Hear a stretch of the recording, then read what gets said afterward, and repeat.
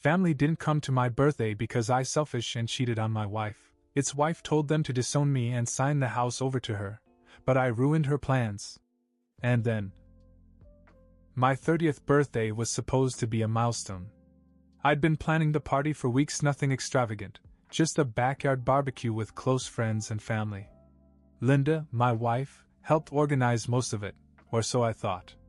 She made a big show of calling my parents, my sister, and a few cousins to make sure everyone knew the time and date. It felt good to know they'd be there, or at least it did until the day came. When the day came, the table in the backyard was set with food, drinks, and decorations that Linda had picked out. A few of my buddies showed up early, making the silence of my family even more noticeable. When it was an hour past the start time, I started checking my phone. Nothing. No calls, no texts. I tried calling them. My mom didn't answer, my dad didn't answer, and my sister sent a single text. "We can't make it. Sorry." That was it. No explanation. I could feel my stomach turning. My parents weren't the kind to miss something like this without a good reason. Even if they couldn't make it, they would have called, right? Linda said. "Maybe they're just busy. Don't stress about it." She handed me a beer, all smiles, acting like it wasn't a big deal. But something felt wrong.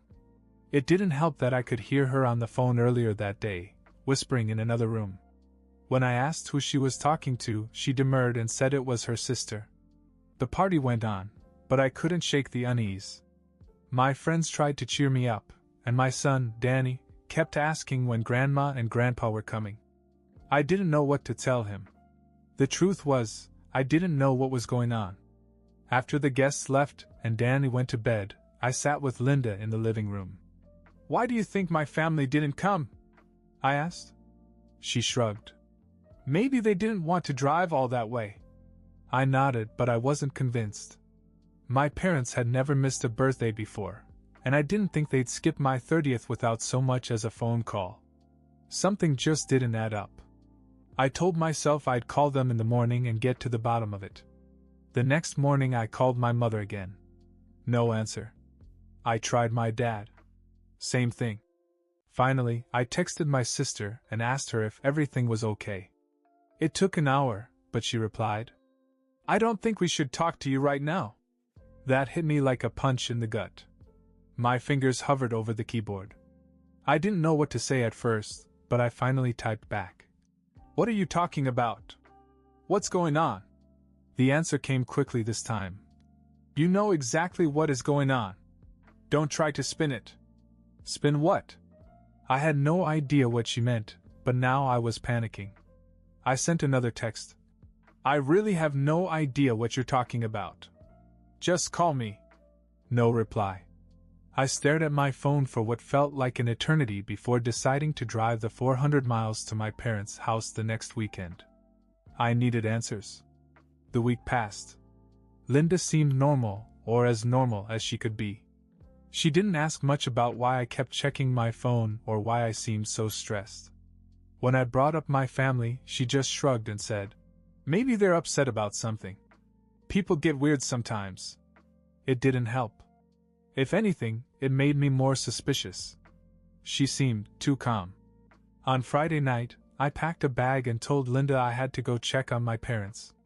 She barely reacted, just said, "Drive safe." That felt strange too, but I didn't have time to overanalyze it. I left early Saturday morning, determined to find out why my own family had basically disowned me. When I arrived at my parents' house, the atmosphere was icy. My mother answered the door and didn't even invite me in. She just stood there with her arms crossed, looking like she'd rather slam the door in my face. "Mom, what's going on?" I asked. "Why didn't you come to my birthday? Why won't you return my phone calls?" She looked at me like I was dirt under her shoe. "You cheated on Linda and now you're trying to play the victim? How dare you show your face here?" I felt like the rug had been pulled out from under me. Cheated? What are you talking about? I didn't cheat on Linda. Where is this coming from? She scoffed. "Oh, please." She told us everything. How you've been sneaking around and lying to her for months. And now you're trying to act innocent?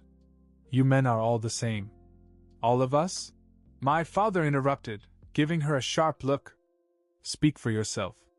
I ignored their bickering because I was too busy trying to process what I'd just heard. Mom, I work from home. I'm here 24/7. How could I even cheat on her? It doesn't make sense. She didn't budge. She's been telling us about it for a while. You've been distant, not giving her the attention she deserves. And now you're trying to gaslight us into thinking she's lying? Wait. I held up my hand. She's been telling you this for a while? How long? 4 months. My dad said, cutting in. And now she says she's thinking about leaving you, but she's trying to be strong for Danny. Honestly, we're on her side. I took a step back, my head spinning. On her side? She's lying to you. I've been working my ass off to support her and Danny, and you think I'm out here cheating? I'm not even going anywhere. My mom shook her head. We sent her money to help her leave you. She deserves this house, especially with a child in her arms. I couldn't believe what I was hearing. You sent her money? For what? She's not leaving me. She should. My mother snapped. She's been through enough. You're being selfish. We always knew you were. I turned to my dad, hoping for some support, but he just looked away. It was then that I realized how deep this went. They had completely bought into the story Linda was feeding them. I left their house without another word, my blood boiling. I knew Linda was behind this, but I didn't know how deep her lies went. I decided then and there to find out. The drive home seemed longer than usual. My head was spinning as I tried to process everything my parents had said. Not only had Linda turned them against me, but she had been feeding them lies for months. The betrayal was too much, but just as I was about to leave their house, something unexpected happened. My sister caught up with me as I was getting into my car. Wait, she said quietly, looking over her shoulder to make sure no one was watching. What is it? I asked, exhausted. I don't think you cheated, she said. I never did. Mom and Dad might believe her, but something about her stories doesn't sit right with me. I stared at her, stunned. Then why didn't you say something back there? She sighed. It wouldn't matter. Mom's too stubborn, and Dad's always on her side. But I listened to Linda, and some things just don't add up. What do you mean? I asked, feeling a glimmer of hope for the first time all day. She's called me a couple of times, crying and saying that you're distant, that you don't care about her or Danny. But whenever I ask for details, she avoids answering. And when she mentioned she needed money, it felt wrong. Money? I asked. She nodded. She said she needed help leaving you. I didn't send her anything, but it sounds like Mom and Dad did. That confirmed my suspicion. I need your help, I said. She hesitated, but finally agreed. What do you want me to do? Just keep listening. If she calls you again, try to get her to talk. Don't let her know you're on my side. She agreed, but warned me to be careful. Her words stayed with me all the way home. When I got back, Linda was sitting on the couch as if nothing had happened. She didn't even ask how the trip went, which only made me more suspicious. Later that night, when she went to bed, I went through our bank records. Sure enough, there were large cash withdrawals that I didn't recognize. I couldn't confront her yet, I needed more proof. The next morning, while she was out, I remembered her old tablet in the kitchen drawer. It hadn't been touched in months, and when I turned it on, it was still logged into her accounts. That's when I found them, emails between Linda and someone named Mark. They weren't just flirty, they were explicit. They talked about travel, hotels, and even the money my parents had sent her. I stared at the screen, my stomach churning. She hadn't just lied about me, she had used my family's money to finance her affair. I took screenshots of everything. Whatever her plan was, I was going to stop it. And I wasn't going to let her get away with it. After finding the emails, I spent the rest of the morning piecing together what I could. The timestamps on Linda's messages to Mark painted a clear picture. She'd been lying to my family for months while she'd been carrying on with him. She wasn't just manipulating them emotionally, she was using their money to fund secret meetings. I copied everything, screenshots of the emails, receipts, and a photo she'd sent Mark from our living room. The evidence was incontrovertible. But now I had to decide what to do with it. When Linda came home later that afternoon, I played it cool. She asked if I wanted to order takeout for dinner, as if everything was perfectly normal. I nodded, keeping my tone casual. Sure, whatever you want. But inside, I was seething. The next morning, after Danny left for school, I decided it was time to confront her. I didn't want to explode or let her know that I knew everything, so I kept my questions vague. Linda, I began, why do you think my parents sent you money? She blinked, her expression unreadable. What do you mean? You said they sent you money to leave me. Why would they do that? Her face twisted in mock outrage. Because they care about me and Danny. They're worried about how you're treating us. I nodded, pretending to consider her answer. So you think they'll believe anything you tell them? Her eyes narrowed slightly. What are you trying to say? Nothing, I said. Just wondering how they ended up sending you thousands of dollars without even asking me. Then her mask slipped, just for a moment. They're old, okay? They're easy to talk to, and they want to help. Is that such a crime? My stomach turned at her words, but I kept my voice even. So you didn't feel bad taking money from them? She scoffed. It's not like you've been rolling in cash lately. Someone has to take care of me and Danny. It certainly isn't you. That was the last straw. I reached for my phone, calmly unlocked it, and hit record. So, just to be clear, I said, you took money from my parents because you think they're easy to manipulate, and you think I'm not providing enough for you? Her face darkened. Are you recording me? I didn't answer. Unbelievable, she snapped. You're so pathetic. You think this little game will scare me? Go ahead, tell your parents. They'll take my side, like they always do. I stopped recording and stood up. We'll see about that. Her anger only grew, but I didn't stay to argue. I grabbed my keys and left. I drove straight to my sister's house, determined to put the last piece of the puzzle together. When I showed her the emails, the receipts, and the recording, her eyes widened. She lied to all of us, I said. I need your help to get Mom and Dad to see this. She nodded slowly. They won't want to hear it, but if you show them this, they won't have a choice. The plan was set. The next day I would confront my parents together. This wasn't just about clearing my name, it was about taking back control of my life. On the morning of the confrontation, I texted my sister. She'd been my only ally in this mess, and I needed her help to get my parents to see the truth. I'm coming over today to talk to Mom and Dad. Can you support me? Her answer came almost immediately. I'll try, but they're still convinced that Linda is the victim. Be prepared for a fight. I thanked her and got into the car. The drive felt heavier than the last time, knowing I was going into a room where I wasn't welcome. But I wasn't going to let Linda's lies go unchallenged any longer. When I arrived, my mother opened the door and frowned at me. Now what? She asked, her voice sharp.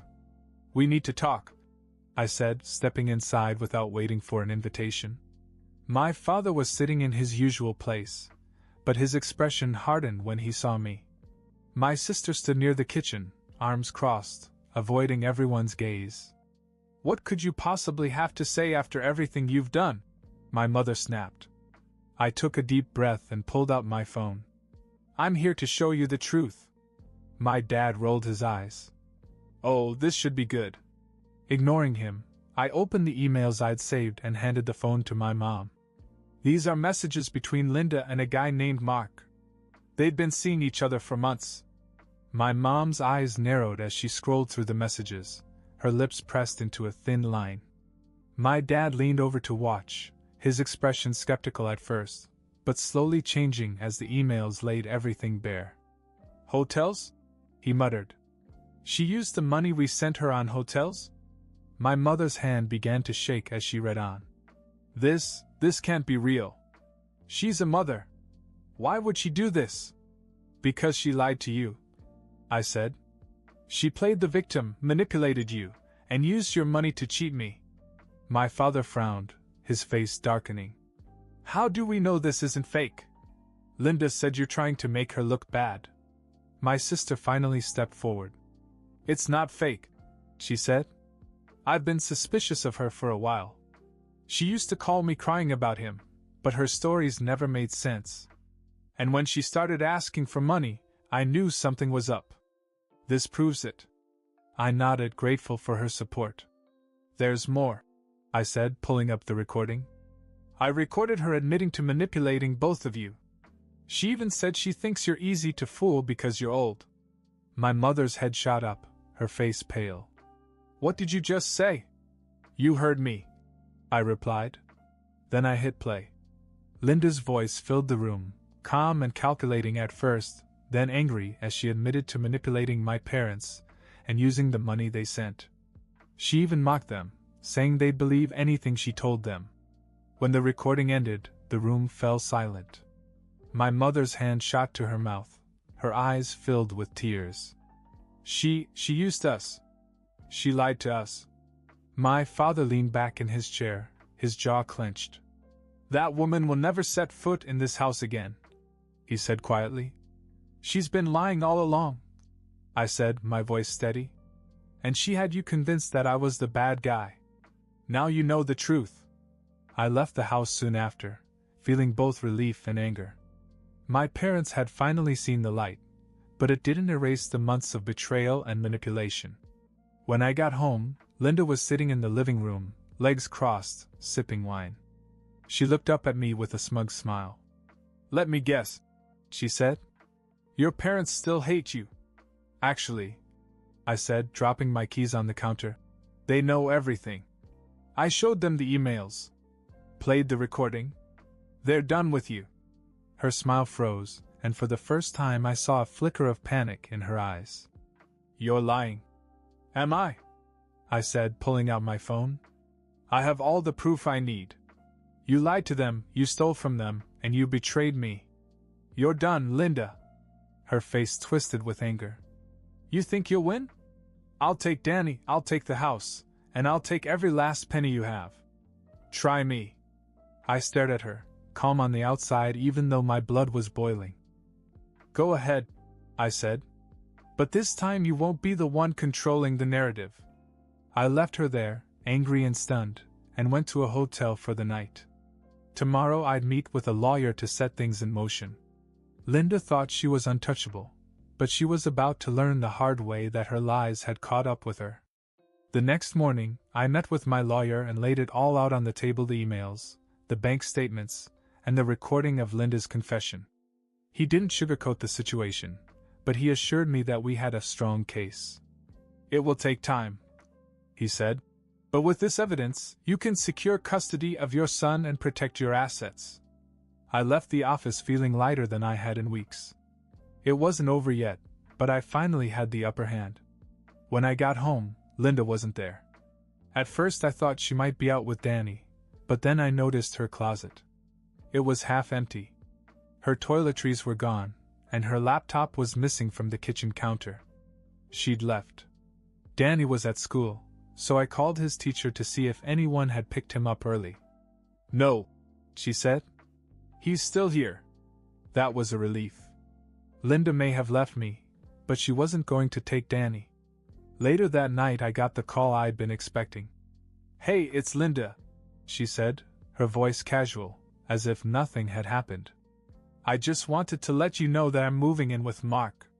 He's got a place in town, big house, pool, the works. I'm done with this mess. I clenched my jaw. What about Danny? She sighed, as if I'd just asked her to solve a math problem. Look, you're a great dad. You have that whole stable, responsible thing going for you. Danny's going to be better off with you. Besides, Mark and I have plans, and a kid doesn't exactly fit into them. Her words made me sick, but I wasn't surprised. So you're just going to leave him? Like he doesn't matter? Don't be so dramatic, she snapped. It's not like I'm disappearing. I'll call him on his birthday or something. But he's better off with you. You wanted to be the hero, right? Here's your chance. I hung up without saying another word. The next few weeks were a whirlwind of legal paperwork and adjustments. Linda signed over custody of Danny without a fight, eager to start her new life with Mark. My lawyer made sure she couldn't go after the house or my finances, and with the evidence I had, she didn't dare challenge it. Danny didn't fully understand what was happening, but I did my best to keep things stable for him. I told him that his mother needed time to figure some things out, and for now it would be just the two of us. One night while we were watching a movie, he asked, "Is Mom coming back?" I hesitated, then said, "She loves you, buddy. But right now it's just gonna be you and me. Okay?" He nodded and leaned against me. "That's okay. I like it when it's just us." As for Linda, she was fully embracing her new life with Mark. I'd heard bits and pieces from mutual acquaintances, lavish trips, expensive dinners, but little mention of Danny. She'd made her choice, and though it hurt, I knew we were better off without her chaos. In time, things settled into a new normal. My relationship with my parents and sister began to heal, and they became a bigger part of Danny's life. My work-from-home job allowed me to be there for him, and we began to build a life that was just ours. The day our divorce was finalized, I felt a weight lift off my shoulders. Linda's lies had been exposed, and she'd walked away with nothing but her shallow dreams. Meanwhile, I still had the one thing that mattered most, my son. And as I tucked him into bed that night, I realized I didn't feel bitter or angry anymore. Just relief. The storm had passed, and we were free at last.